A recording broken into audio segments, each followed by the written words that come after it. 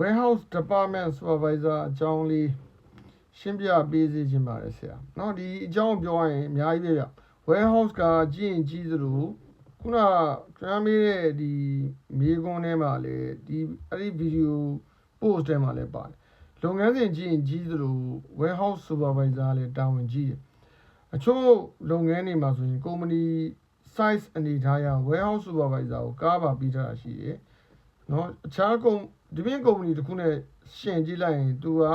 အဲ့ဒီ manager ထက်တောင်လာစားများသေးတယ်တာဝန်လည်းကြီးသေးတယ်အဲ့တော့ company size ပေါ်မှာမူတည်တယ်ခင်ဗျာ logistic company လားဒါမှမဟုတ် production လား distribution လားစသဖြင့်ပေါ့နော်ခုနဒီခင်ဗျာအခုရေးခဲ့တဲ့ comments post မှာအဲ့ဒီ video ကိုကျွန်တော်ရှင်းပြထားတာရှိတယ်အဲ့တော့ဗျာကျွန်တော်တို့ဒီ lotto ရှင်းပေါ့နော်ဒီ medium size ဒီ warehouse supervisor တယောက်ရဲ့တာဝန်လေးတွေကိုကျွန်တော်ပြောပြချင်ပါဒါလေးကတော့ကျွန်တော် training ပေးတော့က training စာအုပ်ပါ training notebook စာအုပ်ပါအဲ့ဒီကနေပြီးကျွန်တော်ကောင်းတော့ထားတာရှိပါတယ်ဒါလေးကိုကျွန်တော်ပြောပြပေးပါမယ်အဲ့တော့စွမ်းဆောင်ရည်ကောင်းမွန်တဲ့ကုံလောင်ယုံတိုးလောင်ယုံကြီးကြပ်ရေးမှုဟာဟလာကုံကျန်းပစ္စည်းတွေကုံကြောပစ္စည်းထုတ်လုပ်ပြီးကုံကြောပစ္စည်းတွေဘေးကင်းလုံခြုံစွာလုပ်ငန်းစဉ်ကိုကောင်းမွန်စွာပေးပို့နိုင်ရမယ်ရယူနိုင်ရမယ်တိုးလောင်နိုင်ရမယ်နော်နောက်တစ်ခုက customer တွေရှိကိုတင်ပို့နိုင်ဖို့အတွက်စည်ရင်းအင်းသေးကြဖို့ inventory management ကျွမ်းကျင်ရမယ်အဲ့တော့မကျွမ်းသေးရင်ကျွမ်းအောင်လုပ်ပေါ့ဗျာနော်နောက်တစ်ခုကဒါတိုးလုံးယုံဤနေ့စဉ်လုပ်ငန်းတွေကိုကြီးကြပ်ကွက်ကွဲရန်လုံးဝတာဝန်ရှိပါတယ်ကောင်းမွန်တဲ့တိုးလုံးယုံကြီးကြပ်မှုနော် skillful supervisor တယောက်ကသူရဲ့ပိုင်ဆိုင်တဲ့အဓိကအရေးတွေထက်ကဆိုခဲ့တဲ့အတိုင်းပဲ production supervisor ကျွန်တော်တို့ supervisor တွေနော်ထုတ်လုပ်ရေး supervisor တွေကအတိုင်းပဲသူလည်းပဲလာအရေးကြီးတဲ့ပုံကူတဲမှာပါပါတယ်အဲ့တော့ကျွန်တော် warehouse supervisor ရဲ့လုပ်ငန်းတာဝန်တွေကကုန်ပစ္စည်းတွေကိုထိရောက်ပြီးဘေးကင်းလုံခြုံစွာ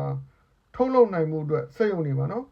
ဘေးကင်းလုံခြုံစွာထုတ်လုပ်နိုင်မှုအတွက်ပို့ဆောင်မှုတေချာစေဖို့လိုပါတယ်လာကိုလောင်ယုံတိုးလောင်ယုံဝန်ထမ်းတွေကိုလည်းတေချာစွာကြီးကြပ်ကွပ်ကဲနိုင်ဖို့လိုပါတယ်နောက်တစ်ခုကထုတ်လုပ်မှုမှာ production target ပေါ့နော်ဒါစက်ရုံတွေအတွက်ဆို production target ပြည့်မီဖို့အတွက်နေ့စဉ်အချိန်စရာထုတ်လုပ်မှုပမာဏအတွက်လို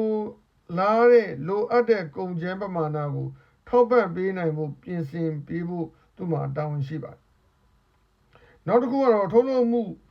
ရည်ရွယ်ချက် target တွေကုန်ပစ္စည်းတွေတင်သွင်းရောင်းချမှုအရင်းမြစ်တွေကိုတည်တည်ချာချာသိဖို့လိုပါတယ်မှားယွင်းလို့မရပါဘူးနောက်တစ်ခုကတော့ကျွန်တော်တို့တိုးလောင်ယုံမှာသုံးတဲ့ပစ္စည်းတွေနော်တိုးလောင်ယုံမှာကျွန်တော် warehouse မှာ forklift ပေးထားမယ် hand truck ပေးထားမယ် trolley ပေးထားမယ်ကုန်ချိန်နဲ့ကျွန်တော်ကတ်တားလိုမျိုးကုန်ချိန်နဲ့ weighing scale တွေရှိမယ်စသဖြင့်ဒီပစ္စည်းတွေ facility တွေကိုလည်းခင်ဗျာကောင်းမွန်အောင်အမြဲတမ်းသေချာနေဖို့ထိန်းသိမ်းစောင့်ရှောက်ဖို့ခင်ဗျာမှာတာဝန်ရှိပါတယ်နောက်တစ်ခုကထုတ်လုပ်ရေးပေါ့ဒါစက်ရုံတွေအတွက်ဆိုလို့ရှိရင်ထုတ်လုပ်ရေးလုပ်ငန်းစဉ်နဲ့လည်းရောညီထွေပြီးတော့အရေးအသွေးကောင်းမွန်တေချာစေရန်လုပ်ငန်းစဉ်စံချိန်စံညွှန်းလုံထုံးလုံနည်းတွေနဲ့ပြည့်စုံတဲ့ standard operation procedure SOP တွေကိုလည်းလိုက်နာဖို့လိုသလိုပြုစုထိန်းသိမ်းဖို့လည်းလိုပါတယ်ကိုကလည်းတည်ဆောက်ဖို့လိုတယ်ပေါ့နော်ဒါ production supervisor အဲ့တော့ supervisor ရဲ့အပေါ်မှာတော့ manager တော့ရှိတယ်ပေါ့ဗျာ manager ကနေပြီးတော့ very good ဖြစ်နေရင် supervisor တက်တာတယ်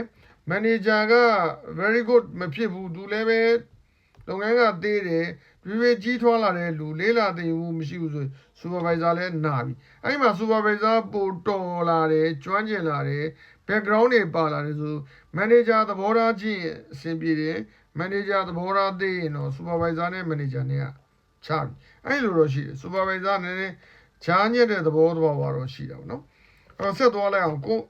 တိုးလောင်ယုံဝန်ထမ်းတွေအားလုံးဘေးကင်းဖို့ဘေးကနေကင်းရှင်းဖို့အစီအစဉ်တွေပြီးတော့တာဝန်နဲ့ယာရုအစီအစဉ်တွေ protocol ဆိုကြီးစဉ်ငယ်လိုက်ပေါ့ဗျာအစည်းအကမ်းသတ်မှတ်ချက်လိုက်နာဖို့နာယူဖို့အဲ့ဒါတေချာစေဖို့လိုပါเนาะကျွန်တော်နောက်တစ်ခုသွားမယ်နောက်တစ်ခုကဘာလဲဆိုတော့ဒီမှာတိုးလောင်ယုံလုပ်ငန်းစဉ်နဲ့လုပ်ထုံးလုပ်နည်းများဝန်ထမ်းအသစ်တွေဝင်လာတယ်တိုးလောင်ယုံအတွက်ခန့်လိုက်တဲ့ဝန်ထမ်းအသစ်တွေသူတို့တွေကိုလည်းထပ်ဆင့်တင်ကြားပေးနိုင်ဖို့လိုပါတယ်စွမ်းဆောင်ရည် performance အကဲဖြတ်လုပ်ငန်းတွေကိုလည်းဝန်ထမ်းတွေကိုကြီးကြပ်ဖို့လိုပါတယ် တင်ပေးဖို့လိုပါတယ်နီးလန်းတွေပြဖို့လိုပါတယ်ပြီးတော့နောက်တစ်ခုကကျွန်တော်တို့စွမ်းဆောင်ရည်နဲ့ထုတ်လုပ်မှုပေါ့နော်စွမ်းဆောင်ရည်နဲ့ဆိုတော့ performance ပြီးတော့ကုန်ထုတ်စွမ်းအားဆိုတာက production တိုးမြင့်နိုင်ဖို့အတွက်ခင်ဗျားကလည်း warehouse မှာ planning တွေကောင်းဖို့လိုတယ်ဟလားအဲ့ဒီဘက်က production ကတိုးတက်လာရင် warehouse ကလည်းဒီဘက်ကနေပြီးအယောင်းဝယ်တွေကုန်ကျန်းဝင်တယ်ကုန်ကြောတွေဝင်လာတယ်ကုန်ကြောတွေကိုအယောင်းတင်ပေးရမယ်ကုန်ကြောတွေလက်ခံဖို့လုပ်ရမယ်အဲ့ဒါတွေကိုလည်းမြန်မြန်ဆန်ဆန်ပြီးအောင်လုပ်ပေးဖို့လိုပါတယ်တိကျတဲ့စရင်းမှတ်တမ်း inventory ပေါ့အဲ့ဒီ inventory စရင်းတွေကိုလည်း manually ရေးတာဟလား inventory delivery DO တွေရေးတာပြီးတော့ inventory management ကိုလည်းသိဖို့စရင်းသွင်းဖို့လည်းလိုပါတယ်ပြီးတော့ warehouse management system ဒါကိုလည်း software တွေရှိတယ်အဲ့ software တွေကိုလည်းလေ့လာသင်ယူဖို့လိုပါတယ်အဲ့တော့ဗျာဟလာကျွန်တော်တိုးလောင်ယုံနဲ့ပတ်သက်လို့ရှိရင်တော့သင်ယူစရာတွေအများကြီးပဲခုနကကျွန်တော်ပြောခဲ့တဲ့ warehouse management system နောက်တစ်ခုက ERP enterprise resources system ဟလာပြီးတော့ inventory management system စတဲ့ system software တွေသုံးတဲ့ company တွေဆိုရင်ဒါကိုကျွန်တော်သိဖို့လိုပါအဲ့တော့ခင်ဗျားကဘာပဲဖြစ်ဖြစ် warehouse မှာသုံးတဲ့ကုန်ပစ္စည်းတွေအားလုံးရဲ့နာမည်သူရဲ့ product code ဟလာပြီးရင်သူ့ကိုတွင်းတဲ့ system မှာရှိတဲ့ system SOP process ဘာပြီးရင်ဘာ step 1 step 2 step 3ပြီးတော့ထူးဆန်းတာတွေရှိသေးတယ်ဟလာကျွန်တော် write out လုပ်တာဖြတ်သိမ်းတာပြီးတော့ကုန်ပစ္စည်းကိုလက်ခံတဲ့အခါမှာမှားလာတဲ့ပြက်လာတဲ့ဟာတွေကိုအရေးယူတဲ့ဆောင်ရွက်တဲ့ form ပုံစံတွေပြီးတော့ quality control က reject လုပ်တာ non confirm လုပ်တာဒီဟာဒီ system တွေအများကြီးရှိပါတယ်အဲ့တော့ခင်ဗျားကဘာလုပ်ငန်းလဲခင်ဗျားကဘယ်လိုပစ္စည်းတွေကိုကင်တွယ်ရတဲ့ supervisor လဲ warehouse supervisor ဥပမာ pharmacy ဗျာဆေးဝါးဆိုရင်ခင်ဗျာဆေးဝါးကိုကင်တွယ်တဲ့ warehouse supervisor ရဲ့ skill က warehouse technical background ပါဖို့လိုတယ်ရှေ့တစ်ပုဒ်ကဗီဒီယိုမှာလည်းကျွန်တော်ပြောခဲ့တယ်ရော့ in supervisor လုပ်တော့ဆိုရင် supervisor ဖြစ်တော့တကိုးဆိုဒုံးဆိုဖြစ်လို့မရသူရဲ့လုံးမဲ့လုပ်ငန်းခွင်ရဲ့နောက်ကပါလာရမယ့် technical background ဟလာကျွန်တော်တို့ဒီခုနပြောခဲ့တဲ့ pharmacy မှာလုပ်မဲ့ supervisor ကဆေးခေါ်ဝေါ်တွေမသိဘဲနဲ့မခေါ်တတ်ဘဲနဲ့မဖတ်တတ်ဘဲနဲ့ဘယ်လိုလုပ်မလဲနောက်တစ်ခုက engineering spare parts warehouse လေထုံစက်တွေနော်ဒီမြန်မာနိုင်ငံမှာရှိတယ် spare parts တွေကိုရောင်းပေးရတယ်အဲ့ဒီ parts တွေကို